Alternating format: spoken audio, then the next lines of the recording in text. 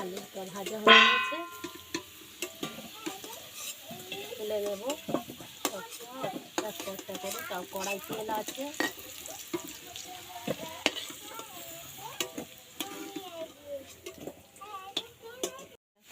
এঁচোড়টা ভাজা হয়ে গেছে, এবার তুলে নেব। খুব বেশি ভাজতে হবে না, একটু ভেজে নিলে এঁচোড়ের একটা কাঁচা গন্ধ থাকে, কাঁটালে সেটা থাকবে না। আর কড়াই নুন দিলে কড়ার গায়ে কিন্তু জড়ায় না।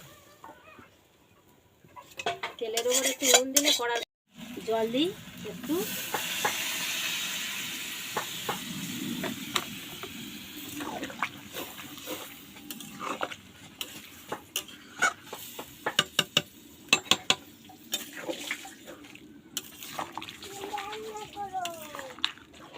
আর একটু গরম মশলাটা দিয়ে তরকারি নামিয়ে নেব।